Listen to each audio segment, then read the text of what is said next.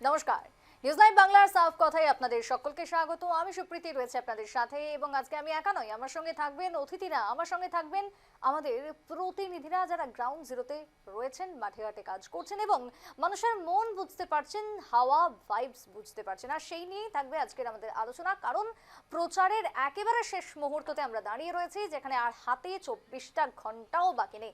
তাই সেই জায়গাতে দাঁড়িয়ে প্রচার যেহেতু শেষ লগ্নে রয়েছে, একেবারে বলা যায় যে কি হতে চলেছে এবং কি হবে সে নিয়ে থাকবে আলোচনা। তাই আমি শুরুতেই জানিয়ে রাখবো, আমার সঙ্গে আজকে স্টুডিওতে এই মুহূর্তে উপস্থিত হয়েছেন গুয়াহাটি হাইকোর্টের আইনজীবী ফজলে এলাহি চৌধুরী। আমি ফজলে তাকে স্বাগত জানাচ্ছি নিউজ লাইভ বাংলায়।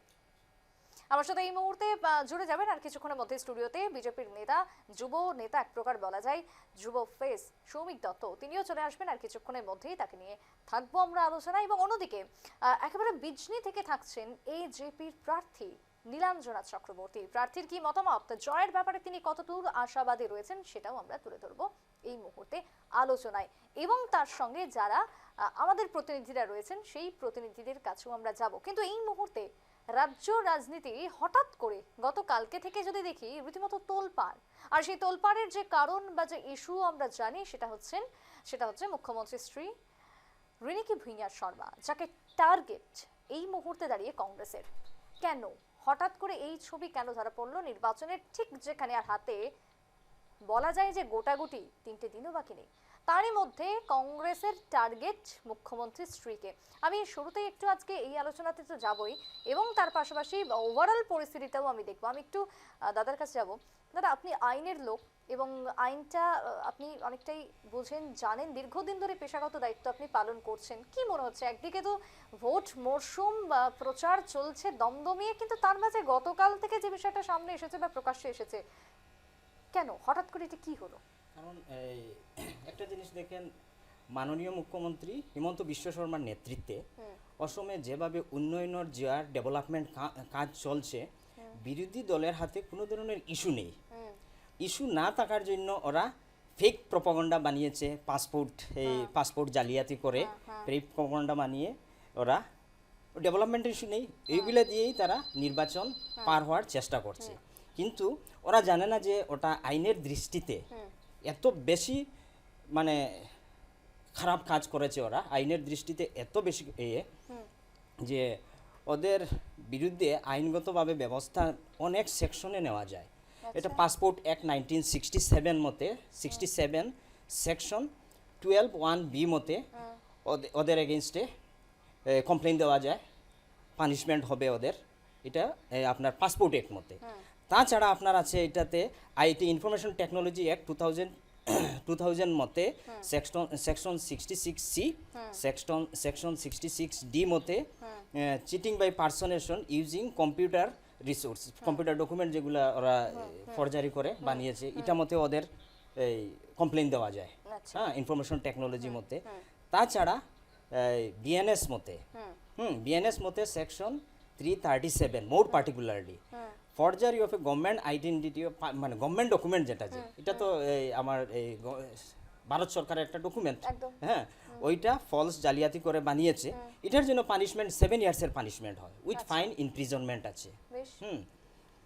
মানে প্রতিটা ক্ষেত্রে সূক্ষ্ম ধারায় এর বিরুদ্ধে আইন বলছে তাদের বিরুদ্ধে ব্যবস্থা নেওয়া যাচ্ছে। বিভিন্ন অ্যাক্ট মতে ওদের এগেইনস্টে ব্যবস্থা নেওয়া যাচ্ছে, কারণ টোটালি ওটা এই ম্যানিপুলেট করার জন্য এই ফলস ডকুমেন্টটা বানিয়েছে, ম্যানিপুলেট করে মানুষের মনে ইয়ে করার জন্য। এটা মানে শেষ মুহূর্তে দাঁড়িয়ে এটাই কি তাহলে কংগ্রেসের চাল ছিল বলে মনে হচ্ছে? আপনি যদিও আইনের লোক, তারপরেও হ্যাঁ, এটা পুরো রাজনৈতিক চাল ছিল, মানুষকে বোকা বানানোর জন্য ওটা করেছে ওটা। কারণ ওদের হাতে কোনো ধরনের ইস্যু নেই, কারণ এইভাবে আমাদের মাননীয় মুখ্যমন্ত্রী হিমন্ত বিশ্ব শর্মা কাজ করেছেন। মানুষ কর্মের ভিত্তিতেই বিজেপিকে ভোট দিতে এখনো রেডি। সবাই জাতি ধর্ম নির্বিশেষে সবার মানুষের কাজ হয়েছে।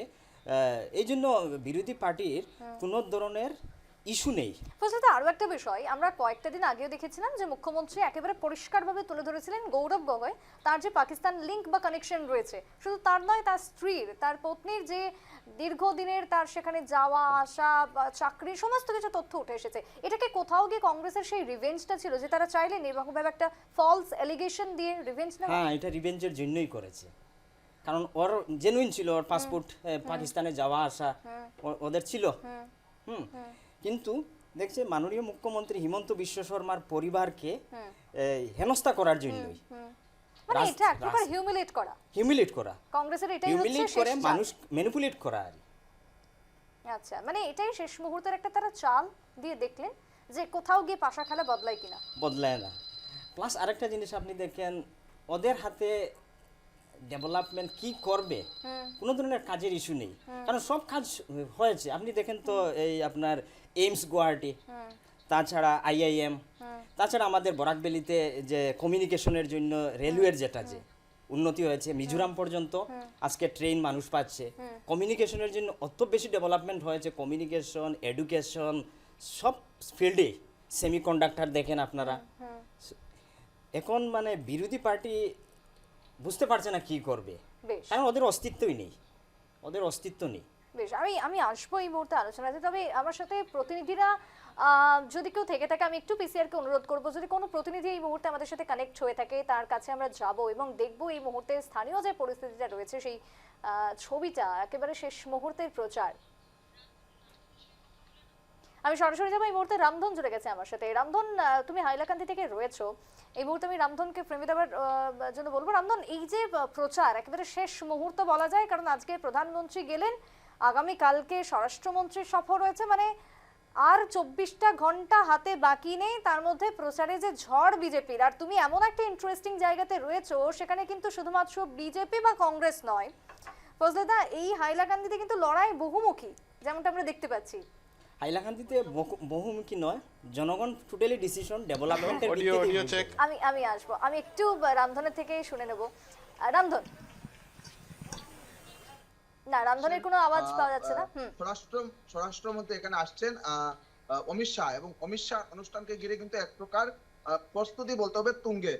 আজ আসাম থেকে প্রধানমন্ত্রী চলে গেছেন এবং আগামী 24 ঘন্টা রয়েছে কেবলমাত্র এই প্রচারে, এবং প্রচারের শেষ লগ্নে বিজেপির পালে হাওয়া তুলতে এবার হাইলাকান্দিতে অর্থাৎ বরাক উপত্যকার মাটিতে এসে পা দিচ্ছেন গৃহমন্ত্রী অমিত শাহ। এবং গৃহমন্ত্রী অমিত শাহর এই আগমনকে ঘিরে এক প্রকার হাইলাকান্দিতে উৎসাহের আমেজ দেখা গেছে। এবং আমরা যে জায়গা দাঁড়িয়ে রয়েছি, হাইলাকান্দি জেলা ক্রীড়া সংস্থার মাঠ, এবং এই জেলা ক্রীড়া সংস্থার মাঠেই আগামীকাল সকাল দুপুরে 1টার সময় কিন্তু গৃহমন্ত্রী অমিত শাহ আসছেন। এবং মিলন দাস, অর্থাৎ এখানে দুজন প্রার্থী রয়েছে, দুটি বিধানসভা কেন্দ্র রয়েছে হাইলাকান্দি জেলায়, একটি হচ্ছে হাইলাকান্দি এবং অন্যটি হচ্ছে আলগাপুর কাটলি জেলা বিধানসভা। এই দুটির মধ্যে একটিতে দিয়েছে বিজেপি প্রার্থী, এবং অন্য আসন যদি আমরা দেখি আলগাপুর কাটলি জেলা রয়েছে অগবর প্রার্থী।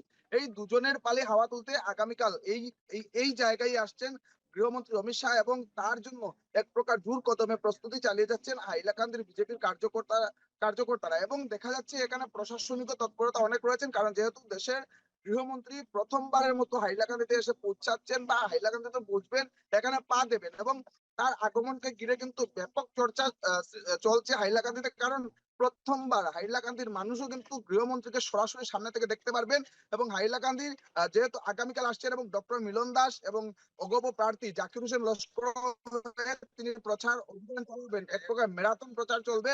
বিশাল জনসভা আয়োজন করা হয়েছে এবং কয়েক হাজার মানুষ, অর্থাৎ এখানে 15 থেকে 20,000 মানুষের সমাগম হওয়ার সম্ভাবনা রয়েছে, এমনটা আমরা জানতে পেরেছি এখন পর্যন্ত। আমার সামনেই রয়েছেন এই হাইলাকান্দির যিনি পৌরসভার চেয়ারম্যান, আমি ওনার সঙ্গে কথা বলবো, কারণ যেহেতু আগামীকাল এখানে গৃহমন্ত্রী অমিত শাহ আসছেন এবং তারা কিন্তু সম্পূর্ণ এই সবার দায়িত্ব নিয়েছেন। কি বলবেন দাদা, আগামীকাল প্রথমবারের মতো হাইলাকান্দিতে গৃহমন্ত্রী অমিত শাহ আসছেন, কি দলের মধ্যে অনেক চর্চা বা মানুষের মধ্যে চর্চা রয়েছে? সেটা আমাদের সবার জন্য একটা উৎসাহ, বিরাট উৎসাহ। প্রথমবার আমি বলবো না, উনি 2016 ইংরেজিতে এসেছিলেন, হাইলাকান্দি জেলাতে এসেছিলেন, আমাদের সেই আয়নাখাল যে মাঠ ছিল সেটাতে নির্বাচনী প্রচারে এসেছিলেন, তখনের বিধানসভা নির্বাচনে। কিন্তু হাইলাকান্দি বা এত বড় সভা তখন ছিল না, ছোট সভা ছিল। কিন্তু এটা একটা ঐতিহাসিক দিন, সবাই উৎসাহিত, আমরা বিজেপির যারা কার্যকর্তারা আছি হাইলাকান্দি জেলার সবাই উৎসাহিত কালকে এই প্রোগ্রামে অ্যাটেন্ড করার জন্য এবং ওনাকে সম্মুখে দেখার জন্য, ওনার ভাষণ শোনার জন্য। হাইলাকান্দি জেলার মানুষ উৎসাহিত, এই সমষ্টির মানুষ উৎসাহিত। আমরা আশা রাখি যে আগামী দিনে উনি যে আমাদের দিশা দেখাবেন, সেই দিশা নিয়ে আমরা আগামী দিনে বিপুল ভোটে নির্বাচন হবে। কি ভাবছেন? হাইলাকান্দির দুটি আসন রয়েছে এবং দুটি আসনে একটিতে এনডিএর সমর্থিত প্রার্থী অগপর প্রার্থী রয়েছেন ডাক্তার মিশ্র এবং হাইলাকান্দি বিধানসভা কিন্তু ডক্টর মিলন দাস প্রার্থিত হয়েছে। দুজনেই জেতার জয়ীর কেমন সম্ভাবনা রয়েছে এবং কত সংখ্যক ভোটে তারা জয়লাভ করতে পারে? দেখুন, হাইলাকান্দি বিধানসভা তো আমরা জিতে গেছি। সেটা তো ওই দিন যখন আমাদের মাননীয় মুখ্যমন্ত্রী এসেছিলেন উনিই বলে গেছেন যে এই বিধানসভা নিয়ে আমাকে কিছু বলেন এই বিধানসভা আমি জিতে গেছি। সেটা আমরাও অনেক সভাতে আমরা বলি। আমরা শুধু এই বিধানসভাতে আমরা চেষ্টা করছি যে আমরা আমাদের লক্ষ্য হচ্ছে এইম হচ্ছে কত বেশি ভোটে আমরা জিততে পারি। সেটা আমাদের এখন এটা সেটা নিয়ে কাজ। বিধানসভা নির্বাচন আমরা অনেক আগেই জিতে গেছি। কত ভোটে জিতবো এবং আমার কাছে 2022-এর যে ব্যাপার আছে 2022 যে সমষ্টি সেই সমষ্টি তো আমাদের যে প্রার্থী আমাদের এজিপির যে প্রার্থী উনি শক্ত পজিশনে উনি আছেন এবং উনি ভালো কাজ করছেন এবং উৎসাহ আছে মানুষের মধ্যে এজিপির প্রতি আমাদের শরিক দলের প্রার্থীর প্রতি এবং আমি আশা রাখি যে এই দুইটা সিটি ভারতীয় জনতা পার্টি এবং ভারতীয় জনতা পার্টির মিত্রজোটের যে পার্টি ব্যবধান কি থাকবে? জয়ের ব্যবধান কি থাকবে? এখানে তো 121 যেটা সেখানে 40,000 ভোটের উপরে আমরা জয়ী হবো। আমরা তো বলছি 50,000 হবো কিন্তু 40 থেকে 50,000 ভোটে আমরা এখানে যাবো। সেখানে সেখানেও এরকম ব্যবধান থাকবে কিন্তু এই 121-এ বেশি ব্যবধান থাকবে। গৃহমন্ত্রীর অনুষ্ঠানে কেমন লোক সমাগম হওয়ার সম্ভাবনা? 30,000-এর মতো তো আমাদের বিষয় রয়েছে। 30,000 মানুষ লোক সমাগম হবে এখানে। সমস্ত জেলা থেকে এখানে লোক সমাগম হবে। এ নিয়ে কাজ চলছে। কালকে 12টা 12:30 নাগাদ উনি এসে এখানে পৌঁছে যাবেন। 10টা 11টার মধ্যে লোক সমাগম হবে। ধন্যবাদ জানাচ্ছি আপনাকে। আমার সঙ্গে রয়েছেন সুপ্রীতি, অসম প্রদেশ যুব মোর্চার একজন সদস্য। আমি ওনার সঙ্গে কথা বলছি, ওনার কথা জানার চেষ্টা করছি। আপনি দেখা যাচ্ছে যে নির্বাচন শুরু হওয়ার প্রথম থেকেই এখানে রয়েছেন, হাইলাকান্দি জেলায় আছেন। কি ভাবছেন হাইলাকান্দি জেলার বর্তমান পরিবেশ কি? বা আপনাদের প্রার্থী দুজন রয়েছেন, একজন অর্থাৎ মিত্র দলের দুজনের মধ্যে জয়ার সম্ভাবনা কত থাকে বা ভোটের ব্যবধান কি থাকে? তো 21-এ তো ইতিমধ্যে আমরা বিজয় উৎসব পালন করছি আর 122-এ আমরা খুব ভালো প্রতিদ্বন্দ্বিতা চলছে। গোটা হাইলাকান্দি জেলার বর্তমান পরিস্থিতি খুব সুন্দর। ভারতীয় জনতা পার্টির পক্ষে আর আমাদের এনডিএর মিত্রজোটের প্রার্থীর পক্ষে সবাই ভোটদান করার জন্য একদম রেডি। আমরা 9 তারিখের জন্য অপেক্ষা করছি আর মাননীয় গৃহমন্ত্রী আগামীকাল আসছেন। গোটা হাইলাকান্দি জেলার থেকেই আমাদের যে কার্যকর্তা এবং শুভাকাঙ্ক্ষীরা এখানে এসে উপস্থিত হবেন। আগামীকাল 12টা নাগাদ উনি এসে পৌঁছাবেন এবং ওনার যে মার্গদর্শন ভবিষ্যতে হাইলাকান্দির যে পরিকল্পনাগুলো ওনার আছে উনি আমাদের সামনে রাখবেন। আমরা আশা করছি আগামী দিনে হাইলাকান্দি খুব অগ্রগতি হবে, খুব উন্নয়ন হবে। একেবারে ধন্যবাদ জানাচ্ছি আমাকে সুপ্রীতি। আমি দাদা আপনাকে সুপ্রীতি আমি জানাচ্ছি যে এই যে মাঠ, এই মাঠে কিন্তু একটা সময় সভা হবে। গৃহমন্ত্রী অফিসার আমার সামনেই রয়েছেন। একেবারে তাই, আমরা দেখতে পেলাম সেই মাঠ যেখানে আগামী কালকে স্বরাষ্ট্রমন্ত্রী যাচ্ছেন। রামধন, অর্থাৎ শেষ মুহূর্তের যে প্রচার, সেই শেষ মুহূর্তেও যে বিজেপি হাইলাকান্দিতে ঝড় তুলতে যাচ্ছে তার বলার অপেক্ষা রাখে না। রামধন, ধন্যবাদ তোমাকে। আমি আবারও একটু আলোচনায় ফিরে আসবো। রামধন এতক্ষণ ছিল হাইলাকান্দি থেকে, তবে শুধু হাইলাকান্দি নয়, গোটা রাজ্যের ছবি আমরা দেখবো। এই মুহূর্তে অসীম রয়েছে, আমি প্রত্যেকের কাছে যাবো, তবে আমি একটু যাবো এজিপির প্রার্থী এই মুহূর্তে রয়েছেন নীলাঞ্জনা চক্রবর্তী। নীলাঞ্জনাদি, স্বাগত জানাচ্ছি আপনাকে আরো একবার। তবে এই মুহূর্তে যেদিকে হাওয়া বইছে, যেভাবে প্রচার চলছে, একেবারে শেষ মুহূর্ত বলা যায়। আগামী কালকে সড়ক প্রচার শেষ হয়ে যাচ্ছে, তার আগের কতটা আত্মবিশ্বাসী এই মুহূর্তে, কি বলবেন? আত্মবিশ্বাসী, আমি সময় কুলিয়ে উঠতে পারছি না মানুষের ডাকে। এত ডাক যেখানেই যাচ্ছি কেউ ছাড়ছে না। মানুষের জ্বলন্ত সমস্যা নিয়ে কথা বলছি, মানুষকে বোঝাচ্ছি কি করলে কি হয় না হয় সেইগুলো বোঝাচ্ছি, আমাকে কেউ ছাড়তে চাইছে না। আর সবচেয়ে স্ট্রাইকিং জায়গা হচ্ছে বিষ্ণুপুর, যেখানে বিষ্ণুরাম মেধির নামে বিষ্ণুপুর 1958 সাল থেকে 64 সাল পর্যন্ত উনি মুখ্যমন্ত্রী ছিলেন। আজকের ডেট পর্যন্ত সেই মাটির পাট্টা নেই, ঠিক আছে? তো সেইখানে যখন আমি গেছি সবারই অভিযোগ খাওয়ার জল নেই, তারপরে মাটির পাট্টা নেই, তারপরে হাতি ঢুকে তাদের ফসল মাটিতে নষ্ট করে দেয়। তারাকাটের মানে মানে যেটা তার বেড়া, সেইটা মাত্র 3.5 কিলোমিটার হয়ে বন্ধ হয়ে যায়। সমস্যা কোনো রকম ভাবে সমাধান হয়নি। আর আমি যেরকম রাস্তায় গেছি সেইখানে কেউ ঢোকেনি। আমি একদম রিমোট দেখেছি, বেশ, তার মানে সুতরাং আপনার এই আমি মুহূর্তে খুবই আপনি আশাবাদী প্রচারে মানুষ আমাকে যাচ্ছেন ফেরাবে এবং না। প্রচারে গিয়ে যেটা দেখছেন বিষ্ণুপুর যে জায়গার কথা আপনি বলছেন সেখানে নানান রকমের এখনো পর্যন্ত উন্নয়ন যে পৌঁছয়নি অব্যবস্থার ছবি। আমি একটু পাল্টে যাবো, একদম। শ্রমিকদা জুড়ে গেছে এই মুহূর্তে। শ্রমিকদা, বিষ্ণুপুরের কথা আগের দিনও আমাদের সঙ্গে ছিলেন দিদি, আজকে আবারও তুলে ধরছেন। বিষ্ণুপুরে কেন এখনো পর্যন্ত উন্নয়ন পৌঁছলো না 5 বছরে? দেখুন, উন্নয়ন পৌঁছানো বা পৌঁছায়নি সেটা, কারণ উন্নয়ন পৌঁছেছে দেখেই কিছু উন্নয়ন ওখানে হয়েছে। উন্নয়ন একদমই পৌঁছায়নি সেটা আমি মানতে রাজি না, কারণ উন্নয়নের কাজ ওখানে হয়েছে। কারণ সমগ্র আসামে যদি হয়, সমগ্র আসামে যদি উন্নয়নের কাজ হয়, একটা জায়গায় হবে না বলে সেটা আমি মনে করি না হয়েছে বলে। হ্যাঁ, বিরোধীদের একটা অভিযোগ থাকবেই, সেই অভিযোগটা নিয়েই চলতে লাগবে আমাদের। সেটা আমরা মানে মানছি না সেই অভিযোগকে, কারণ এই কারণে মানছি না কারণ উন্নয়ন ছোঁয়া গোটা আসামেই আছে। তো একটা খালি বিষ্ণুপুর না, বলে বা অন্য আপনি- কোথাও না, বলে আমি সেটা মানতে রাজি একদমই না যে বিষ্ণুপুরে হয়নি বলে। এখন আপনি দেখতে আসুন লাগবে না, যদি বলছেন আপনি যে আসুন, পাট্টা মাটি আপনি পাইনি, normal সময় এবার সেটা আসুন। দেখতে লাগবে যে মাটি আদৌ কি এগুলো ইলিগেল মাটিগুলো ছিল। কারণ দেখেন, পাট্টা মাটি পেতে গেলে অনেকটা রিজন আছে। আপনি যদি সরকারি বিষ্ণুরাম জায়গায় মেধি বসে থাকেন সেখানে settlement কিন্তু পাট্টা মাটি আপনি দিয়েছিল, পাবেন না। শুনুন, শুনুন। আর যেখানে আপনি সরকারি মুখ্যমন্ত্রী জায়গায় না বসে আপনি বিষ্ণুরাম মেধি নিশ্চয় পাট্টা মাটি ওনাদেরকে পাবেন। এবং পাট্টা মাটির কথা যেখানে বলছেন ওখানে বিষ্ণুরাম গিয়ে তো মেধি- উনি উনার বক্তব্য রাখছেন যে বিরোধী উনি বলতেই পারেন, কিন্তু আমরা শাসক দল হয়ে আমাদের উনার কথাকে ভিত্তিহীন করার জন্য আমরা গ্রাউন্ডে গিয়ে কাজ করেছি। আমরা জানি ওখানে কি পরিস্থিতি আছে, কি পরিস্থিতি না ওখানে।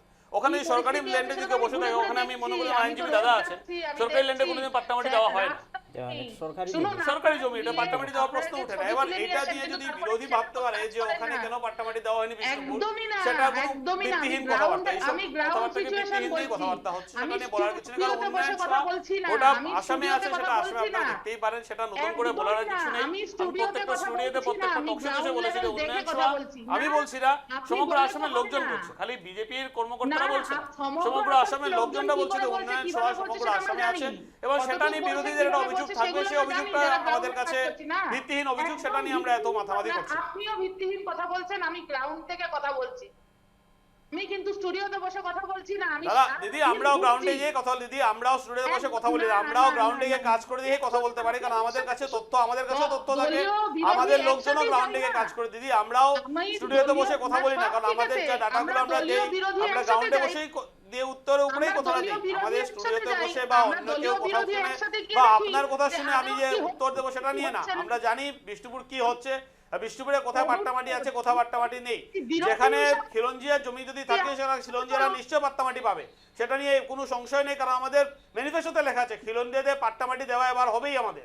আর যদি কেউ তাতে বঞ্চিত আছে এখন অবধি, ওদেরকেও দেওয়া হবে।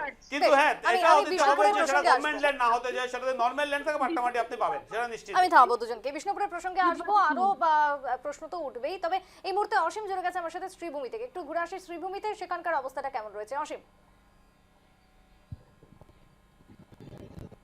হ্যাঁ দেখো সুপ্রীতি, যেহেতু নির্বাচন সমাগত এবং নির্বাচন কেন্দ্রে আগামীকালকে বিকেল 5টায় নির্বাচনের প্রচার, সেই প্রচার অভিযান শেষ হবে, কিন্তু তার পূর্বে শ্রীভূমিতে নির্বাচনী উত্তাপ। অসীম তোমার নেটওয়ার্ক একেবারেই খারাপ, যার কারণে তোমাকে ঠিক মতন দেখতে বা শুনতে পাচ্ছি না। আমি বলবো একটু নেটওয়ার্ক যে এরিয়াতে রয়েছে একটু দাঁড়াও সেখানে। যেমনটা চলছিল আমাদের এই আলোচনা, আমি একটু নীলোৎপলের কাছে যাব। অসীমের সাথে যোগাযোগ বিচ্ছিন্ন। নীলোৎপল রয়েছে এই মুহূর্তে। নীলোৎপল, দিদি এদিকে আসো। হ্যাঁ, নিশ্চিতভাবে আমরা প্রচারের একদম শেষ বেলায় বলতে হবে, এবং দেখা গেছে যে আগামীকালকে অর্থাৎ 7 তারিখ 7 এপ্রিল বিকেল 5টায় প্রচার অভিযানের সমাপ্তি ঘটবে। আজকে সবাই ব্যস্ত। আমরা যদি দেখি যে হাইলাকান্দিতে মোট 27 জন প্রার্থী আছেন, 2টো সমষ্টি আছে, এবং সবাই আজকে বলতে হবে তাদের প্রচারের গতি বাড়িয়ে দিয়েছেন। আমাদের সঙ্গে মুন স্বর্ণকার আছেন, দিদি আছেন, ওনাকে যদি আমরা পাই। দিদি, আজকে প্রচারের শেষ বেলা বলতে হবে, আগামীকালকে 5টায় ক্যাম্পেইনিং শেষ হবে, তো বিজেপির অবস্থা কিরকম পুরো আসামের কথা যদি বলি?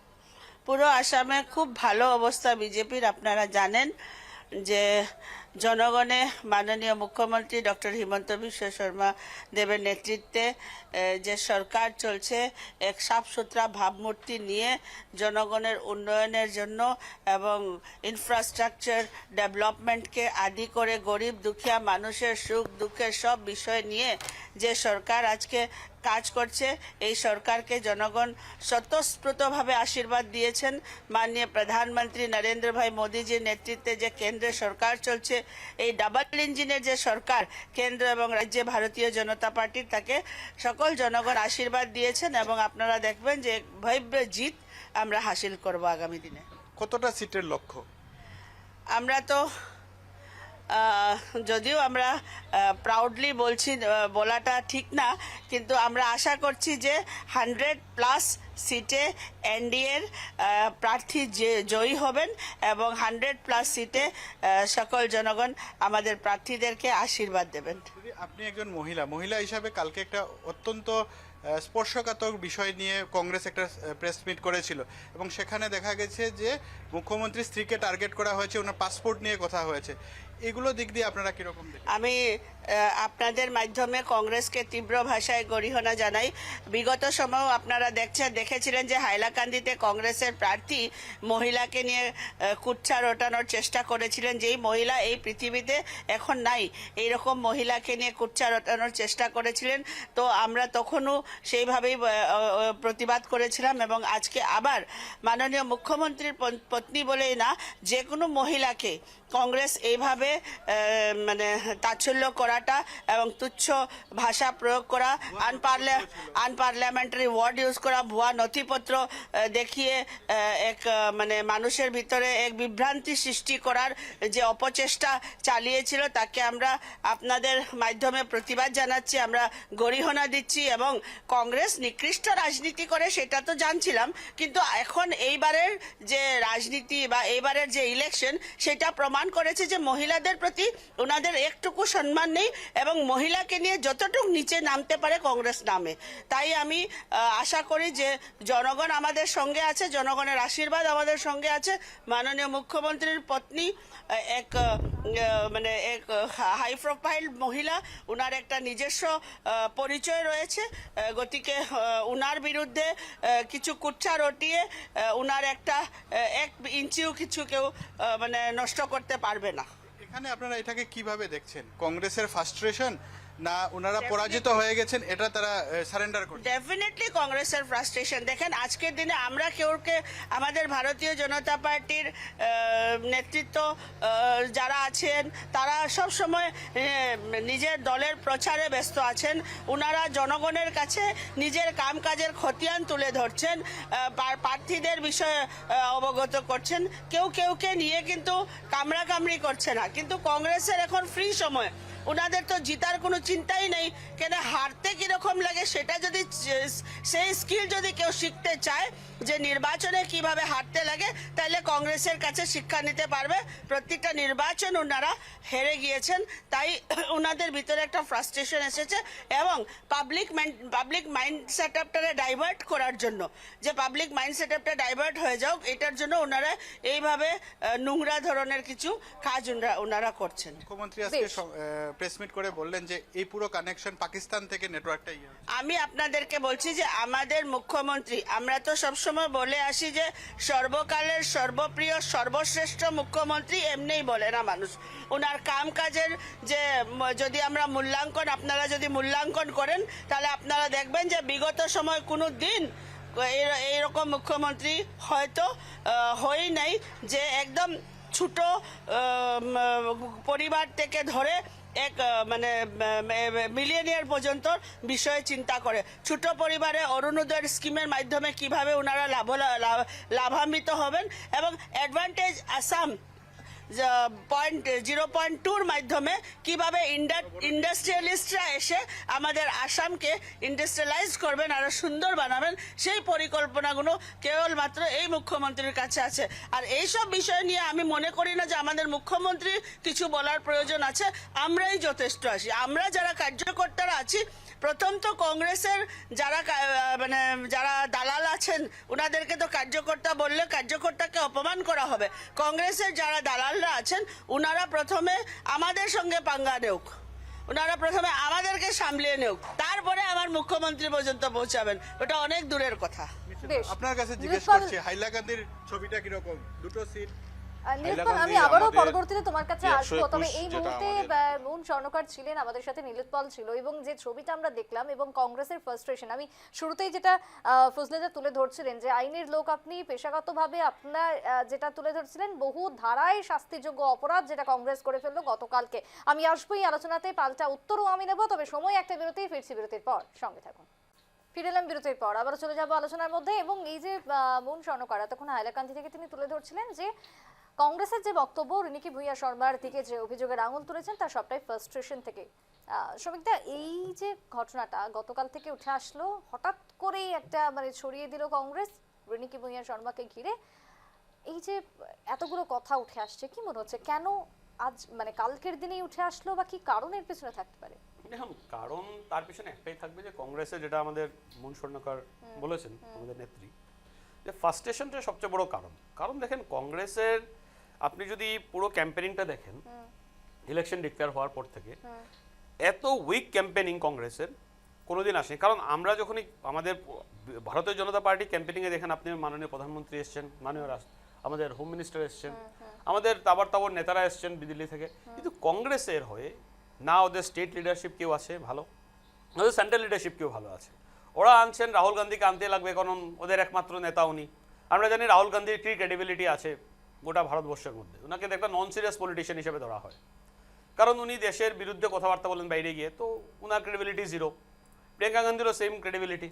তো যখন আপনি দেখবেন যে একটা দল যখন রাজনীতির ময়দানে নামে ভোটের ইলেকশনে, তার ক্যাম্পেনিংটা একটা পাবলিকের ক্যাম্পেনিংটা, কারণটা হলো যে পাবলিকের কাছে ওর বার্তাটা পৌঁছানোর ব্যাপার। এবার কংগ্রেস নিজস্ব বার্তা পাবলিকের কাছে পৌঁছাতেই পারছে না। না গ্রাউন্ড, ওদের গ্রাউন্ড সবচেয়ে বড় দুর্বলতা ওদের কোথায়, যে ওদের গ্রাউন্ড ওয়ার্কার্স বলে কিছু নেই, ওদের মাটিতে ওদের ওয়ার্কার বলে কিছু, ওদের ভিত্তি সব শেষ হয়ে গেছে ওদের।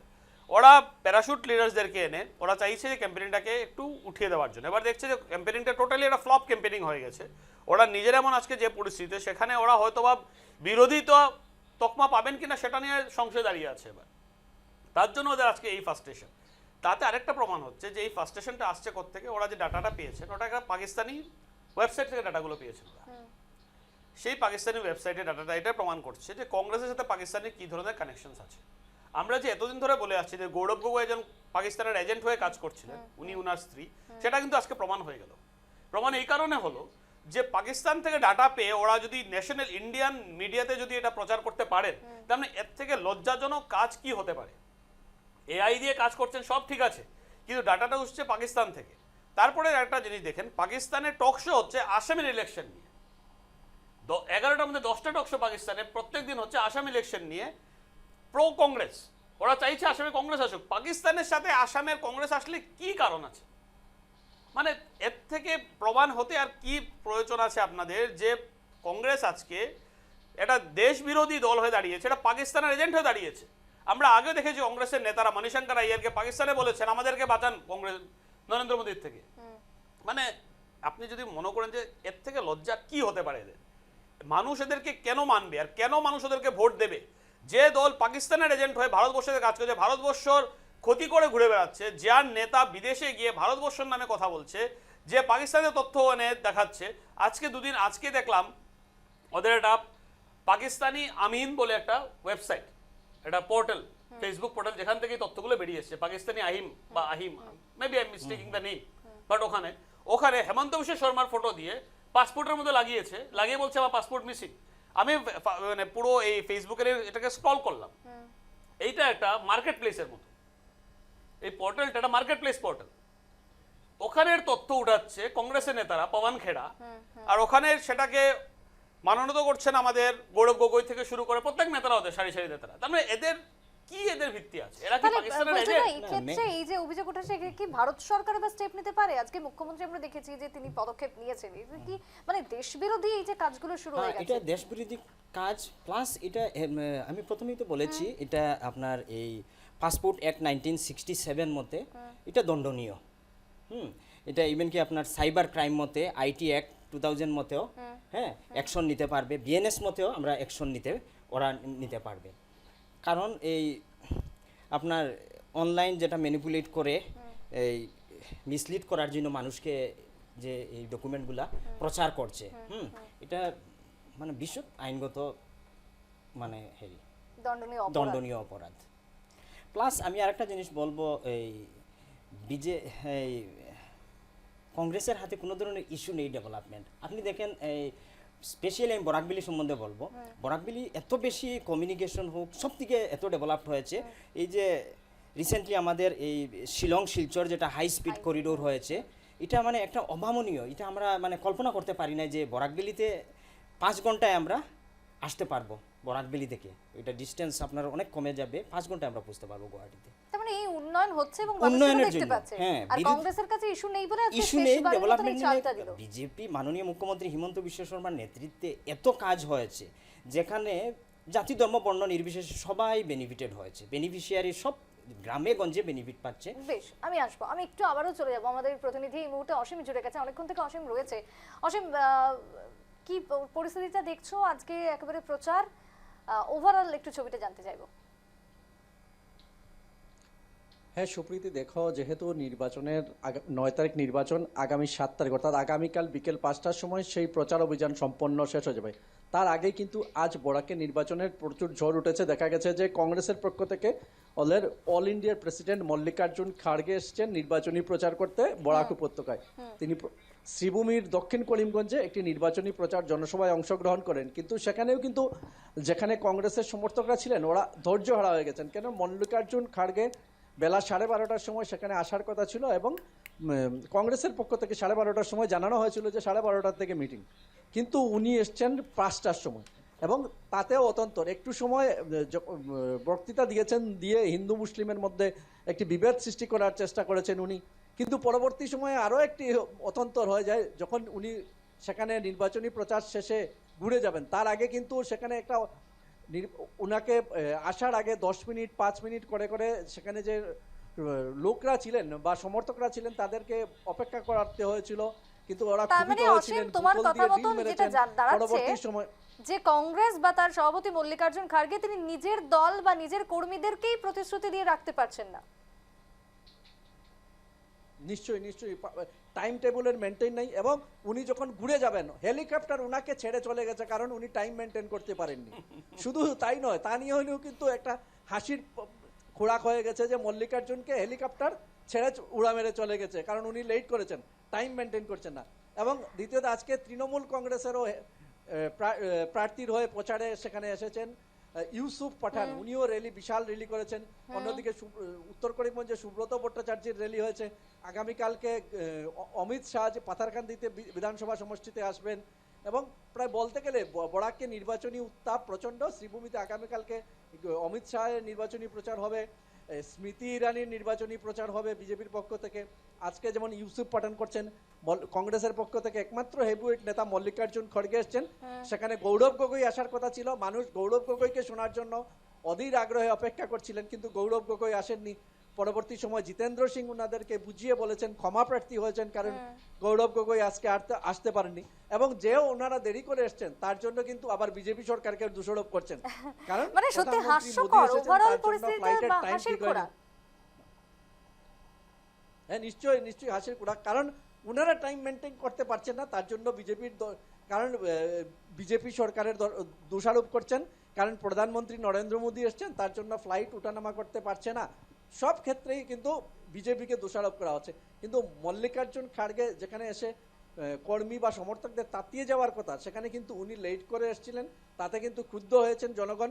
পরবর্তী সময় তারা এখান থেকে যাওয়ার চেষ্টা করেছিলেন, কিন্তু সেখানে গান দিয়ে জুবিন গার্গের মায়াবিনী গান গাইয়ে সেখানকে সমর্থককে রাখা হয়েছে এবং পরবর্তী সময় মল্লিকার্জুন খাড়গে এসে আধা ঘন্টার মতো সেখানে সভাস্থলে উপস্থিত ছিলেন, যেখানে জনগণ প্রায় 4.5 ঘন্টা সেখানে ওনার জন্য অপেক্ষা করছিলেন। পরবর্তী সময় আধা ঘন্টায় শেষ প্রোগ্রাম এবং উনিও টাইম মতে প্রোগ্রাম শেষ করতে পারেননি এবং হেলিকপ্টারে উড়া মারতে পারেননি, সড়ক পথে গেছেন। হেলিকপ্টারও মুখ ফেরালেন আজকে মল্লিকার্জুন খাড়গে। অসীম, তুমি যেহেতু আজকে ওভারঅল পরিস্থিতিটা দেখলে, তুমি থাকলে ফিল্ডে, কি মনে হচ্ছে এই যা যা ঘটনাগুলো আজকে ঘটে গেল ঘটনা চক্রে, এর পরবর্তীতে জনগণ কি এই রাজনৈতিক দলটার দিকে ভরসা কোনোভাবে আর রাখতে পারবে? যাদের 12টায় আসার কথা 5টায় আসছে, তারা তো আজকে প্রতিশ্রুতি দিলে কালকে ভুলেও যেতে পারেন যে কি করবেন আগামী 5 বছরে। হ্যাঁ নিশ্চয়ই, দেখো এখানে কিছু কিছু লোকদের আমরা এটাও শুনতে পেরেছি যে আমাদেরকে বলা হয়েছে 12:30টায়, পরবর্তী সময়ে প্রায় 4:30টার পরে 5টার সময়, প্রায় 4:45টার সময় মল্লিকার্জুন খাড়গে এখানে এসেছেন। তবে এই দলের যদি কোনো জনপ্রতিনিধি সেখানে থাকেন, ওনাদের কাছে যদি আমরা যাই বা কোনো কাজের কারণে যাই, তাহলে সকাল থেকে গিয়ে অপেক্ষা করতে হবে বিকাল পর্যন্ত ওদের দেখা পাওয়া পাওয়ার যায় জন্য, কথা বলার জন্য। তো এটা নিয়েও কিন্তু খুব দেখা পাওয়া যায় কিনা এটা নিয়েও খুব আছে। পরবর্তী সময় আমরা মল্লিকার্জুন খড়গের পরেই আমরা দেখলাম ইউসুফ পাঠানের র্যালি, সেখানে ইউসুফ পাঠানের র্যালিতেও কিন্তু বিপুল জনসমাগম হয়েছে, সমস্ত রাস্তাঘাট জাম হয়েছে। মল্লিকার্জুন খড়গে সেই রাস্তা দিয়েও কিন্তু আটকা পড়েছেন। পরবর্তী সময় ওনার সিকিউরিটিরা বা পুলিশের দায়িত্বপ্রাপ্ত কর্তারা সেখানে সেই ট্রাফিক জ্যাম সারিয়ে তাকে সড়ক পথে শিলচর পাঠান। বলতে গেলে অর্থাৎ অসীম, গতকাল থেকে মুখ্যমন্ত্রী স্ত্রীর বিরুদ্ধে এত অভিযোগ বা আজকে কংগ্রেসের সভা, সব মিলিয়ে কংগ্রেসের সময়টা ঠিক মতন চলছে না, এটা থেকেই প্রমাণিত হচ্ছে যেটাই তারা করতে যাচ্ছেন সেটাই উল্টো গতিতে ঘুরছে। আমি ধন্যবাদ জানাবো অসীম তোমাকে। এই মুহূর্তে দাঁড়িয়ে যে খবরের দিকে আমরা বা যে বক্তব্য আমরা শুনতে পেলাম অসীমের কাছ থেকে, সেটা সত্যি হাস্যকর। তবে শুধুমাত্র কংগ্রেসের নয়, আমরা যদি তৃণমূলের কথাও বলি, গতকালকেই আমরা দেখেছিলাম যে প্রচার সভা, আর সেই প্রচারে মঞ্চ ভেঙে হুড়মুড়িয়ে পড়ে গেলেন প্রার্থী সহ তার দলীয় কর্মীরা, সেই ছবিও আমরা পেয়েছি। তবে আসবো, আমরা আবারও আলোচনায় ফিরে আসবো। সময় আরও একটা বিরতির হয়ে গেছে, তাই ফিরছি বিরতির পর। ফিরে এলাম বিরতির পর। এই মুহূর্তে চলে যাবো আবারও আলোচনার মধ্যে, এবং অনেকক্ষণ ধরে নীলাঞ্জনা দিও রয়েছেন। নীলাঞ্জনা দি, এই যে বিষ্ণুপুরের কথা আপনি বলছিলেন, এর পাশাপাশি যদি একটু অন্যান্য পরিস্থিতি ওভারঅল দেখতে চাই, কি অবস্থা রয়েছে বা কি প্রতিশ্রুতি বা থাকছে? লাইভ প্রোগ্রাম দেখতে দেখতে বামনীজোড়ার থেকে বিষ্ণুপুরের কল এসছে যে দিদি একবার একটু আমাদের কাছে আসেন। তো যেহেতু নিউজ লাইভ, তো আমি একটু বসেছি, আবার দৌড়াবো। আচ্ছা, 62 বছর লেগে গেছে বিষ্ণুপুরের রিফিউজি থেকে কারা অরিজিনাল খিলঞ্জিয়া সেটা হিসাব করতে। কেন সেটেলমেন্ট দেওয়া হয়েছিল 58 থেকে 64 সাল বিষ্ণুরাম মেধির মানে মুখ্যমন্ত্রিত্বর সময়, ঠিক আছে? 62 বছর লেগে গেছে, কিন্তু কেউ ডিসাইড করে উঠতে পারেনি যে কে অরিজিনাল আর কে ডুপ্লিকেট। দ্বিতীয়ত, কলেজটাতে আমাদের যেটা বিজলি কলেজ, এটাতে কমার্স সেকশন নেই, একটা ল্যাবরেটরি নেই, একটা লাইব্রেরি নেই। আচ্ছা, আপনাদের চ্যানেলেতেই দেখানো হয়েছিল যে শিলাবৃষ্টিতে কি পর্যন্ত ক্ষতি হয়েছে, এই কিছুদিন আগে যে শিলাবৃষ্টি হয়েছে সেটা নিয়ে শাসক পক্ষের কোনো মাথা ব্যথা নেই, কেউ যায়ও নি, কেউ দেখেও নি। মানুষের সোনা গয়না বন্ধক দিয়ে চাষ করে, সেই সুদটা তাদের দিতে হয়। যে পর্যন্ত ফসলের ক্ষতি হয়েছে, আমার কাছে আমাকে সবাই ধরে ধরে কান্নাকাটি করেছে ঘরের বউরা, কারণ আমি একটা মহিলা, তো সুতরাং সেই কষ্টটা নিশ্চয়ই আমি বেশি বুঝবো। আপনাকে আমি ফিল্ড যদি ঘোরাতে পারতাম, তাহলে আপনি বুঝতে পারতেন যে বিজনি টাউনের যে এলাকাটা, টাউনটা তো ঠিক আছে চলুন, বাইরের যে এলাকাটা, সেটার যে কি পরিস্থিতি, উন্নয়নের যে কি ঝড়, সেটা আপনারা আসলে বুঝতে পারতেন। এতটুকুই বলতে চাই। বেশ, আমি এরও পাল্টা নেব।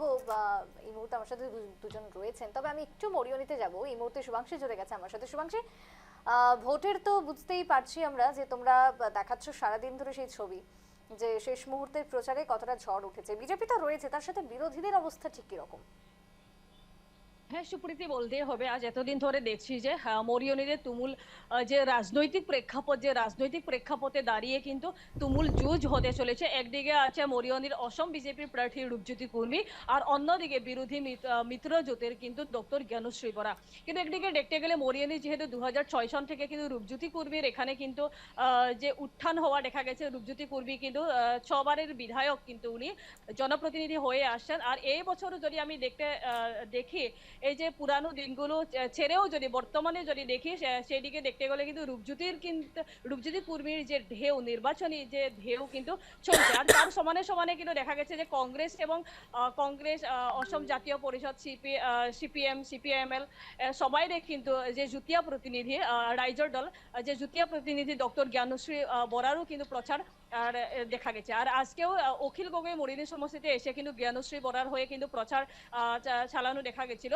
কিন্তু সেখানে একটি বিষয় সুপ্রীতি বলতে হবে তোমাকে, যে জুবিন গার্গের পরিবার যেহেতু বারবার বলেছিল যে জুবিন গার্গকে নিয়ে যেন রাজনীতি করা না হয়, কিন্তু সেই দিকে দেখতে গেলে আজকে যে জনসভা আয়োজন করা হয়েছিল রাইজর দলের এর যে জনসভা আয়োজন করা হয়েছিল, বিরোধী মিত্রজোটের যে জনসভা আয়োজন করা হয়েছিল, নির্বাচনী যে প্রচার সভা আয়োজন করা হয়েছিল, সেখানে কিন্তু দেখতে যাওয়া হচ্ছে যে প্রতি মুহূর্তে কিন্তু রাইজর দল বলো তুমি যে বিরোধী মিত্রজোটের কিন্তু বারবার কিন্তু জুবিন গার্গের নামটা কিন্তু টেনে আনা হয়েছে, সেটা কিন্তু অতি দুঃখজনক। আর একটা কথা, যে ডক্টর হিমন্ত বিশ্ব শর্মা, অসমের মুখ্যমন্ত্রী, প্রাক্তন মুখ্যমন্ত্রী ডক্টর হিমন্ত বিশ্ব শর্মাকে নিয়েও কিন্তু সেখানে কটু কথা বলা হয়েছে, সেটা এই মুহূর্তে ক্যামেরার সামনে দাঁড়িয়ে আমি বলতে পারবো না। কিন্তু এদিকে দেখতে গেলে অসমের একজন সম্মানীয় যে মুখ্যমন্ত্রীর পদে যিনি অধিষ্ঠিত ছিলেন, তাকে কিন্তু সম্মানটুকু কিন্তু দেওয়া হয়নি। রাইজর দল এবং যে বিরোধীর যে মিত্রজোটের যে নির্বাচনী প্রচার সেখানে অনুষ্ঠিত হওয়া দেখা গেছিল, সেখানে আমি উপস্থিত ছিলাম। আর এদিকে দেখতে গেলে যে ডক্টর জ্ঞানশ্রী বরার হয়ে কিন্তু প্রচার জোরদারভাবে চলছে। রাইজর দল এবং বিরোধী যে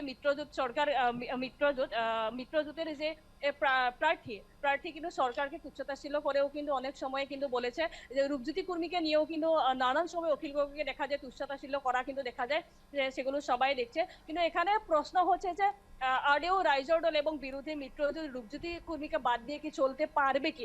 আদেও মরিয়নির জনসাধারণ রূপজ্যোতি কুর্মীকে বাদ দিতে পারবে কি? সেটা কিন্তু প্রশ্ন থেকেই যাচ্ছে। সুপ্রীতি। বেশ, শিবাংশী তোমাকে ধন্যবাদ, তুমি ওভারঅল পরিস্থিতি আমাদের সামনে তুলে ধরলে, ধন্যবাদ তোমাকে। আমি একটু চলে যাব শ্রমিকদা, এই যে আবারও নীলাঞ্জনাদি যে অভিযোগগুলো তুলছিলেন, একেবারে শুরুতেই তিনি বলেন 62 বছর সময় লেগে গেছে অরিজিনাল আর ফেক এই দুটোকে বাছাই করতে। অন্যদিকে দাঁড়িয়ে বিজনি কলেজ, সেখানে ডিপার্টমেন্ট নিয়ে কিছু সমস্যা রয়েছে, নির্দিষ্ট ডিপার্টমেন্ট নেই সাবজেক্টের, এবং তার সাথে তিনি তুলে ধরছেন কি না ঝড়ে ক্ষয়ক্ষতি হয়েছে সাম্প্রতিককালে। দেখেন, আমি আপনাকে আগেও বলেছি যে বিরোধী দলের অভিযোগ সবসময় থাকবে, যতই আপনি ভালো কাজ করুন সেই অভিযোগ নিয়ে আপনার কাছে আসবেই। সেটাকে আমরা এত গায়ে মাখছি না এই অভিযোগগুলোকে, কারণ আমরা জানি যে দেখেন বিজনি কলেজের যে পরিস্থিতি যেটা ছিল, ক্ষয়ক্ষতি যদি বিজনি কলেজের যেটা আজকে কলেজ যখন আমাদের আসাম সরকার কিন্তু প্রত্যেকটা কলেজ, গভর্নমেন্ট কলেজকে প্রত্যেকটা একটা গভর্নমেন্ট ফান্ড দেওয়া হচ্ছে, যে ফান্ডের প্রয়োগে কিন্তু ভালো ভালো কলেজে ডেভেলপমেন্টসের গুলো কাজ হচ্ছে, সে লাইব্রেরি বানানো হোক, ল্যাবরেটরি হোক, ডিপার্টমেন্টালি হোক, সবগুলোকে আপগ্রেড করেছে। বিজনি কলেজ তাতেই আছে। বিজনি কলেজ কিন্তু আপগ্রেডেড লিস্টের মধ্যে গভর্নমেন্টের যে একটা তালিকা আছে, যে তালিকায় কলেজগুলোকে আপগ্রেড করার কথা বলছে, বিজনি কলেজ কিন্তু সেখানে অলরেডি ইনক্লুডেড করা আছে। এবার আসলে ওনার যে গ্রামের কথা বলছেন, যে যাদের ফসল নষ্ট হয়ে গেছে, টাকা পয়সা পায়নি, আমাদের আসাম সরকার বলুন আর দিল্লি সরকার, মোদী সরকার বলুন, আমরা কিন্তু পিএম নিধি যোজনা বা পিএম বিকাশ বিমা যোজনা বা পিএম আপনার এই ফসল যোজনা, এইসব যোজনার থ্রুয়ে কিন্তু ডাইরেক্টলি আমরা কিন্তু কিষানদেরকে কিন্তু আমরা একটা প্রত্যেক বছর আমরা একটা ইনস্টলমেন্ট আমরা পাঠানো হয়, সেটা আপনি ভারতবর্ষে তো সবখানেই যায়, আর তাতে কোনো মিডল ম্যান ওদের ডাইরেক্ট অ্যাকাউন্টে যায়। এইবার উনি যে কথাগুলো বলছেন, আদৌ কি তাদের কি ভিত্তি আছে কিনা, ওরা কি আদৌ ওনার ওখানে আছে কিনা আপনি জানেন না ওখানে পরিস্থিতি কি আছে। ওখানে ওরা নাম যদি রেজিস্টার আছে, ওরা হয়তো পাচ্ছেন, উনি এসে বলতেই পারেন যদি পাচ্ছেন না বলে, সেটা হতেই পারে, সেটা আমি কথা বলছি না। কিন্তু উনি যদি তথ্য আমাকে দেখাতে পারেন, সেটা আমরা মানতে রাজি আছি যে দেখাতে, আমি সেটাই আপনাকে বলছি। বিরোধীর তথ্যকে আমরা তথ্য বলে মনে করি না, কারণ আমরা জানি আমরা মাটিতে কাজ করছি। আর পিএম কিষান যোজনার 4টা প্রকল্প চলছে, 4টা প্রকল্প প্রত্যেকটা কিষানে পাচ্ছে, প্রত্যেকটা জনগণ পাচ্ছে, সেটা নিয়ে আমি মানতে রাজি না যে ওখানে কিছু হচ্ছে না বলে কাজ। নীলাঞ্জনাদির একটু আমি সাউন্ডটা দিতে বলবো, অনেকক্ষণ ধরে তিনি বলছেন কিছু একটা। হ্যাঁ নিশ্চয়ই, প্রকল্পটা আমি তৈরি করলাম, সেই প্রকল্পটা মাটি পর্যন্ত গেল কিনা সেটা দেখার দায়িত্ব কার? কেন সেটা দিদি সেখানে প্রত্যেকটা প্রকল্প প্রত্যেকটা জায়গা নির্বিশেষে প্রত্যেকটা জনগণের কাছে যাচ্ছে, সে হিন্দু হোক, মুসলিম হোক, খ্রিস্টান হোক, যাই হোক, প্রত্যেকের কাছে যাচ্ছে। খালি আপনার বিজলি বলে যাবে না, অন্যখানে যাবে, সেটা ভুল ভ্রান্তি আপনি ছড়াবেন না। কারণ এমন প্রকল্প নেই কোথাও আসামে যে প্রকল্পতে যেখানে যদি কৃষকরা প্রকল্পতে পাচ্ছে না টাকা, সেটা হতে পারে না। কারণ আপনার জায়গা বলুন বা আসামে কোথাও এই ধরনের কমপ্লেন আসেনি, একমাত্র আপনি বলছেন এই কমপ্লেনটা আপনার ওখানে আছে, এতে বুঝতে লাগবে ওখানে আদৌ সত্যটা কতটুকু আছে। আপনি কি নির্বাচনী প্রচারের জন্য এই ধরনের অভিযোগ করছেন, সেটাও এটা আপনার ব্যাপার। কারণ হ্যাঁ আপনি করবেন, সেটা নিয়ে আমার কোনো অসুবিধা নেই। আপনি নির্বাচনী প্রচারে আপনারা এইসব কথাবার্তা বলতেই পারেন, কিন্তু জনগণকে টার্গেট করে যদি আপনি কাউকে বোঝাতে চান, সেটা কিন্তু উচিত না দিদি। কারণ প্রকল্পটা প্রত্যেকটা জায়গায় চলছে, আমরা নিজেরা মাটিতে গিয়ে দাঁড়িয়ে দেখি, আমরা নিজেরা মাটি থেকে দাঁড়িয়ে দেখি দিদি। আমরা কিন্তু জানি যে খালি আপনি বিজলি বলে যে আপনার গ্রামে দেবো না বলে এরকম প্রকল্প হয় না দিদি। কারণ অ্যাকাউন্ট ডাইরেক্ট অ্যাকাউন্টে যায়, এটা বুঝতে জানে যে কোন অ্যাকাউন্টে আছে, কোথায় আছে না আছে। তার জন্য বলছি আপনি প্রচারের জন্য বলতেই পারেন, সেটা আপনার অধিকার আছে। আপনি বিরোধী দল হয়ে প্রচারের জন্য বলাটা খুবই স্বাভাবিক কথা, সেটা আমরা মানতে রাজি আছি। কিন্তু ভিত্তিহীন কথাবার্তা সেটা আমরা মানতে রাজি না, কারণ আমরা জানি প্রকল্প আপনার প্রত্যেকটা লোকজনে পাচ্ছে, আর সেটা পাবে দিদি, সেটা নিয়ে কোনো সংশয় নেই এখানে। শুনুন, ডেমোক্রেসিতে বিরোধী দল থাকাটাই হচ্ছে কাজ। হ্যাঁ, সেটা আমি বলছি, আমি তো বলছি আপনাকে, আপনি বিরোধী হয়ে আপনার কথাটাকে আমরা মানছি, আমি তো একবারও অস্বীকার করছি না যে আপনি বলতে পারবেন না। আমি তো বলছি আপনি বিরোধী দল হয়ে আপনি সরকারের বিরুদ্ধে কথা বলতেই পারেন, সেটা আপনার বলা উচিত, আপনি বলতেই চান, সেটা নিয়ে আমাদের কোনো সংশয় নেই। কিন্তু হ্যাঁ, তথ্যগুলো প্রমাণ সহিত দেবেন, সেটা ভালো হবে, কারণ আমরা তথ্যগুলো প্রমাণ সহিত দিচ্ছি। কারণ আমরা প্রত্যেকটা প্রকল্প যদি আপনার জনগণ পাচ্ছে, তার মানে আপনার ওখানেও জনগণের কাছে পৌঁছাচ্ছে। সেখানে এই আপনি তার জন্য বলছি, আপনাকে কে বলেছে কি বলেছে সেটা তো আপনি এনে প্রমাণ করতে পারছেন না। তো সেটা নিয়ে আমিও বলছি যে আমাদের তথ্যগুলো আমাদের যা ছিল আমরা কিন্তু প্রত্যেকটা মাটিতে আমরা দিয়েছি, প্রত্যেকটা রূপান্তরিত করেছি। প্রকল্প কোনো কাগজে নেই দিদি, আমরা মাটিতে রূপান্তরিত করেছি প্রকল্পগুলো, প্রত্যেকটা জায়গায় প্রকল্পগুলো আছে আর প্রত্যেকটা জায়গায় চলছে, গোটা আসামে চলছে প্রকল্প গ্রাউন্ড পর্যন্ত পাচ্ছে কিনা সেটা কে বলবে? আর পাচ্ছে দিদি, আপনি যদি না পেতো তাহলে, যদি না পেতো প্রত্যেকটা জায়গা থেকে এই ধরনের অভিযোগ থাকতো। খালি আপনি যে কথা বলছেন, আপনি, আমি তো বললাম আপনার অভিযোগটাকে আমরা মানতে রাজি আছি, কিন্তু তথ্য মানতে রাজি না। কারণ বিরোধী হয়ে আপনি অভিযোগ করছেন, সেটা আমরা শুনতে রাজি আছি, কিন্তু তথ্য আপনার ঠিক না দিদি। কারণ প্রকল্পটা চলছে আর মাটিতে রূপান্তরিত আছে, কারণ আমরা প্রকল্পটা কাগজপত্র রাখিনি, আমরা মাটিতে করেছি দেখে জনগণ আমাদের সঙ্গে আছে, জনগণ আমাদেরকে আশীর্বাদ করে, আমাদের প্রকল্পগুলোকে সফল করতে পারি দেখে জনগণ আমাদেরকে আশীর্বাদ করে। আমরা যদি সফল করতে না পারতাম, যদি কাগজেই থাকতো শুধু প্রকল্প, তাহলে কিন্তু আমরা জনগণ আমাদেরকে আশীর্বাদ করতেন না, ওরা আমাদের বিরোধিতা কথা বলতো। কিন্তু জনগণ, আমরা প্রকল্পগুলোকে সাফল্য করেছি, জনগণ লাভবান হচ্ছে প্রকল্প থেকে, তার জন্যই জনগণ আমাদের সঙ্গে আছে। আগামী দিনও আমরা আশা করি যে জনগণ আমাদেরকে আরো আশীর্বাদ করবেন, যাতে আমরা এই ইলেকশনের যে বৈতরণী সেটা আমরা পার করতে পারি। আমরা সবাই জানি কিভাবে কি হচ্ছে না হচ্ছে, আমরা সবাই জানি। আর বিজলি কলেজ যদি আপনাদের লিস্টে থাকে, আপনারা তো শাসক দলে বসে আছেন লাস্ট কত বছর ধরে, তা এখনো কি লিস্টেই আছে? লিস্ট থেকে কি নামবে না? নিশ্চয় দিদি, কাজ যখন হবে, যখন আপনি যদি বলছেন সেখানে কাজ, ওখানে আমি জানি যে বিজলি কলেজ আগের থেকে অনেক উন্নত হয়েছে, আর উন্নত প্রকল্পটা চলতেই থাকে দিদি, একদিনে তো সব উন্নত হয় না। কারণ আজকে আগে দেখুন, আপনার শুনুন, আমি অরুণোদয়ের কথা বলছি না দিদি, আমি বলছি উন্নতি যখন হবে, উন্নতি তো আর একদিনে হবে না।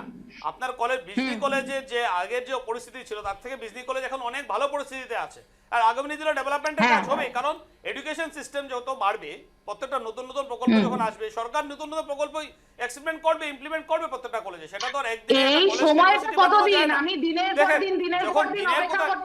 আজকে যদি 10 বছর আপনার, আজকে থেকে 10 বছর আগে আপনার বিজলি কলেজের যে পরিস্থিতি ছিল, এই 10 বছর বিজলি কলেজ অনেক উন্নতি পরিস্থিতিতে দাঁড়িয়েছে। সেটাই কথা বলছি দিদি, এই আগামী 5 বছরের মধ্যে আপনি দেখবেন আপনার বিজলি কলেজের যে পরিস্থিতি থাকবে, সেটা উন্নতি হবে। কারণ দেখেন, একটা কলেজকে তো ডাইরেক্ট ইউনিভার্সিটি বানানো যায় না, ধাপে ধাপে কাজ হয় দিদি, একটা কাজ একসাথে তো কাজ হয় না, কাজটা ধাপে ধাপে হয়। একটা বিল্ডিং যখন উঠে, তখন স্ল্যাব বাই স্ল্যাব উঠে, একসাথে আপনি 10টা বানাতে পারবেন না, তো সেটা স্বাভাবিক কথা দিদি। আপনার আগের বিজলি কলেজের পরিস্থিতি দেখুন আর আজকের দেখুন, আজকে বিজলি কলেজের পরিস্থিতি অনেক উন্নতি হয়ে দাঁড়িয়ে আছে। বিজলি কলেজ ওই শ্রমিক দা এবং তার সাথে আমি নীলাঞ্জন দুজনকে একটু ভাববো, আমরা এই আলোচনা চলবে, আমাদের যত ভোট আসবে এবং যত ভোট পার হবে এই আলোচনা চলতে থাকবে। আমি আসবো একটু, শহীদুল জুড়ে গেছে, আমি না শহীদুল এই মুহূর্তে আর নেই আমার সাথে, আমি একটু দাদার কাছে যাবো। ফজলদা, এই যে আমরা যেহেতু আবারও আইনের কথায় যদি একটু আসি, এই মুহূর্তে দাঁড়িয়ে কি অ্যাকশন নেওয়া উচিত বা কি অ্যাকশন নেওয়া হতে পারে আগামী দিনে এই কংগ্রেসের বিরুদ্ধে? কংগ্রেসের বিরুদ্ধে যেটা কংগ্রেস যেভাবে ফেক প্রপাগান্ডা বানাচ্ছে বা যেভাবে ম্যানিপুলেট করার চেষ্টা করছে, এই বিশেষ করে মানে ফ্যামিলি, হ্যাঁ, আমাদের মাননীয় মুখ্যমন্ত্রী হিমন্ত বিশ্ব শর্মার ফ্যামিলিকে অ্যাটাক করছে, কারণ ওদের উন্নয়নের কোনো ইস্যু নেই। আমার মধ্যে ওদের তো আইনি ব্যবস্থা নেওয়া হবেই, নেওয়া দরকারই। এই এফআইআর করতে লাগবে সাইবার সেলে, প্লাস আমাদের এই পাসপোর্ট অথরিটিকে কমপ্লেন জানাতে লাগবে। এগুলো এই সেকশন আপনার পাসপোর্ট অ্যাক্ট 1967 সেকশন 12(1)(c) মতে এটা কমপ্লেন দিতে লাগবে। বিএনএস এর এই সেকশন 337 336 মতে ওদের বিরুদ্ধে এফআইআর দেওয়া দরকারি। প্লাস এই আমাদের সাইবার ক্রাইম মতে, আইটি অ্যাক্ট মতে section 66(c) and section 66(d) মতে ওদের বিরুদ্ধে কমপ্লেন দেওয়া একান্ত জরুরি। আর ওদের পানিশমেন্ট হবেই, এই পানিশমেন্টটা হবেই। বেশ, সময়ও একেবারে শেষ হয়ে আসছে, আমার সাথে এই মুহূর্তে শহীদুল জুড়ে গেছে। একেবারে ছোট্ট করে শহীদুল, সারাদিনের যে আপডেটটা আমি একটু শুনতে চাইবো। উপস্থিত রয়েছে হুজাই জেলার বিন্নাকান্দি বিধানসভা কেন্দ্র। ইতিমধ্যে বলতে হবে যে দেখা গেছে যে অসমের অন্যতম সংখ্যালঘু অধ্যুষিত বিধানসভা কেন্দ্র বিন্নাকান্দি, সেই বিন্নাকান্দিতে এবার দেখা গেছে যে যে রাজনৈতিক যুদ্ধ, সেই যুদ্ধ কিন্তু অতি আকর্ষণীয়। কেননা বলতে হবে যে এআইইউডিএফ প্রধান মৌলানা বদরুদ্দিন আজমলে কিন্তু তিনি নিজেই এই বিন্নাকান্দিতে এবার প্রতিদ্বন্দ্বিতা করেছেন এবং তার বিপরীতে দেখা গেছে যে বিরোধী মিত্রজোটের প্রার্থী তথা অসম জাতীয় পরিষদের প্রার্থী রেজাউল করিম চৌধুরী। অন্যদিকে দেখা গেছে যে বিজেপি মিত্রজোটের তথা অগপের প্রার্থী শাহাবুদ্দিন মজুমদার, এই তিন শক্তিশালী প্রার্থী কিন্তু বিন্নাকান্দিতে ইতিমধ্যে লড়াই করছে। আর যেহেতু আজ সারাদিন কিন্তু দেখা গেছে তিনটি দলে কিন্তু তারা তাদের নিজের নিজের যে প্রচার কার্য তারা কিন্তু চালিয়ে যাচ্ছে। হয়তো আগামীকাল বিকাল 5টার পর থেকে কিন্তু এই প্রচার অভিযান যে সেই প্রচার অভিযান কিন্তু বন্ধ হয়ে পড়বে। তবে কিছু আমি এই মুহূর্তে বিন্নাকান্দির একটি অতি ভিতরুয়া এলাকায় উপস্থিত রয়েছি, যে পীরবাজার নামের একটি এলাকা। সেখানকার কিছু সাধারণ ভোটাররা আছে, আমি তাদের থেকে কিছু মতামত নেবার চেষ্টা করব। তারা এইবার এই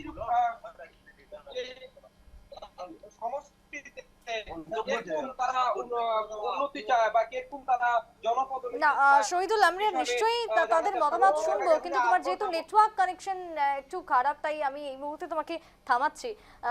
এই মুহূর্তে দাঁড়িয়ে যে বক্তব্য আমাদের চলছিল, আমি একেবারে সমিতি তোমার কাছে আসবো যে প্রচারের শেষ সময় আর কালকে সকালটাই আপনারা পাচ্ছেন, শেষ মুহূর্ত 9 তারিখে ভোট, কি বলবে একেবারে লাস্ট? দেখেন, আমরা খুবই আশাবাদী যে জনগণ আমাদের সঙ্গে আছেন, ওরা আমাদেরকে আশীর্বাদ করবে। আর আমরা 9 তারিখে ওরা বিপুল পরিমাণে লোকজন ঘর থেকে বেরিয়ে এসে নিজস্ব ভোট দেবেন ওরা। আর আশা করি যে 4 তারিখ আমরা একটা ভালো ফলাফল আশা করবো, আর আমরা আবার সরকার বানাবো। সমিতা, এই যে মুখ্যমন্ত্রীর স্ত্রীকে নিয়ে যে ব্যাপারটা উঠে এসেছে গতকাল থেকে, তার কি কোনো প্রভাব পড়তে পারে? দেখেন, তা কোনো প্রভাব পড়বে না। এই কারণে পড়বে না, কারণ দেখুন, এটা একটা মিথ্যা প্রচার। প্রচারেরও একটা ধরন থাকে, এটা একটা মিথ্যা প্রচার। এই প্রচারটার কারণটার পিছনে আপনি যদি দেখেন, আমি 2 মিনিটের জন্য বলছি, আমরা জানি যে জুবিন গার্গকে নিয়ে কি ধরনের মানে অপ্রচার ওরা করে গেছেন কংগ্রেস। ম্যানিফেস্টোতে জুবিন গার্গের মতো একজন মানে অমর শিল্পীকে উঠিয়ে পলিটিক্স করা, তার থেকে লজ্জাজনক কিছু হতে পারে না। তাতে আরও প্রমাণ হচ্ছে যে কংগ্রেসের সাথে জুবিন গার্গের কোনো টান নেই, পলিটিক্স ছাড়া কোনো টান নেই। এই কারণে নেই, কারণ ওনার ওয়াইফ গারিমা গার্গ কিন্তু নিজে হাত জোর করে বলেছেন যে জুবিন গার্গকে পলিটিক্সে আনবেন না। ওনার কাকা বলেছেন জুবিন গার্গকে পলিটিক্সে আনবেন না। তারপরেও কিন্তু কংগ্রেস প্রত্যেকটা র্যালিতে ওরা মায়াবিনী গান বাজাচ্ছে, কংগ্রেস প্রত্যেকটা জায়গায় জুবিন গার্গকে টেনে আনছে। এতে এটা প্রমাণ হচ্ছে যে জুবিন গার্গের প্রতি কংগ্রেসের কোনো শ্রদ্ধা বলে কোনো জিনিস নেই, ওনাকে জাস্ট এটা পলিটিক্স হিসেবে ইউজ করছে। আমরা কিন্তু বিজেপিরা কোনোদিন আমরা জুবিন গার্গকে পলিটিক্স বলে আমরা নেইনি। উনি একজন আবেগ ছিলেন আমাদের জন্য, একজন দেবতুল্য লোক ছিলেন, একজন অমর শিল্পী ছিলেন, ওনাকে কিন্তু আমরা সেই শ্রদ্ধাই দিয়ে গেছি। আর আমরা একটা রাজনীতিতে কোথাও আমরা এন্টার ক্যাম্পেনিং এর মধ্যে কেউ জুবিন গার্গকে নিয়ে আমরা কোনো কথা বলিনি আমরা, কারণ যেহেতু এটা সাবজুডিশিয়াল ম্যাটার, সুপ্রিম কোর্টে আছে, সেটা নিয়ে কথা বলাটা আমাদের উচিত না। আর কংগ্রেস এখানেই বিপদে পড়েছে যে ওরা জানে জনগণ এই জিনিসটা ওদেরকে মানতে রাজি না, তার জন্য আজকে ওরা এই অপ্রচার আমাদের মাননীয় মুখ্যমন্ত্রীর স্ত্রীর উপরে নিয়ে এসছে। আর এনেছে কোথা থেকে? পাকিস্তানের লিঙ্ক থেকে এনেছে। যদি বুঝতাম নিজেরা কিছু বানিয়েছে তাও বোঝা যেত, যে পাসপোর্ট অফিস থেকে বের করে নিয়ে এসছে, সরকারি ইন্ডিয়ান গভর্নমেন্টের পাসপোর্ট এনেছে, তাও মানা যেত। তথ্যগুলো এসছে কোথায়? পাকিস্তান থেকে। তাতে এটা প্রমাণ হচ্ছে যে পাকিস্তান আর কংগ্রেস এক। মানে পাকিস্তানও চায় যে আসামে কংগ্রেস আসুক আর ভারতবর্ষে কংগ্রেস আসুক, কারণ তাহলে ওরা এত বছর যে ওরা আমাদের শাসন মানে এই ধরনের আমাদের ক্ষতি করে গেছিল দেশের জন্য, সে সন্ত্রাসবাদী হোক আর যাই হোক, সেই জিনিসটাতে করার জন্য খুবই সুবিধা হতো। কারণ আজকে আমরা 2008 সালে যখন হয়েছিল, তারপরে দেখেন আমরা পাকিস্তানের প্রত্যেকটা অ্যাটাককে কিন্তু আমরা কাউন্টার অ্যাটাক করেছি। আমরা কিন্তু ওদের টেরোরিজমকে আমরা অ্যাকসেপ্ট করিনি, আমরা মানতে রাজি না। পুরো ওয়ার্ল্ড ফোরামে ওদেরকে আমরা একদম মানে এক্সপোজ করেছি, কিন্তু কংগ্রেস সেটা করতে পারেনি কোনোদিন, কারণ ওরা চায় পাকিস্তান আর কংগ্রেস একই ব্যাট। তার জন্যই আজকে এই ধরনের প্রচার। আর লোকজন জেনে গেছে, তার জন্য ওদের কোনো প্রভাব আমাদের মধ্যে পড়বে না। আমরা এই ইলেকশন জনগণের আশীর্বাদে আমরা জিততে যাচ্ছি। বেশ, প্রত্যেকেই জয়ের ব্যাপারে আশাবাদী রয়েছেন, তবে সবটাই জানা যাবে আগামী 4 তারিখে। তবে কাউন্টডাউন যে শুরু হয়ে গেছে তার বলার অপেক্ষা রাখেন। আমি আজকের আলোচনা এখানে শেষ করতে হবে। আমি তিনজনকে ধন্যবাদ জানাচ্ছি, আমার সাথে স্টুডিওয়ে দুজন ছিলেন এবং তার সাথে ধন্যবাদ জানাচ্ছি আমি প্রত্যেককে। শেষ করব আজকের সাফ কথা এখানেই, কারণ যেহেতু কাউন্টডাউন শুরু হয়ে গেছে আর মাত্র কালকের দিনটায়, তারপরে ভোটের যে একেবারে আমরা সন্ধিক্ষণে ঢুকে যাব তা বলার অপেক্ষা রাখে না। তবে কি হবে, ভোট বাক্সে মানুষের রায় কোন দিকে যাবে তা জানা যাবে আগামী 4 তারিখ। শেষ করছি আজকে এখানেই সাফ কথা। পরবর্তীতে দেখুন সংবাদ।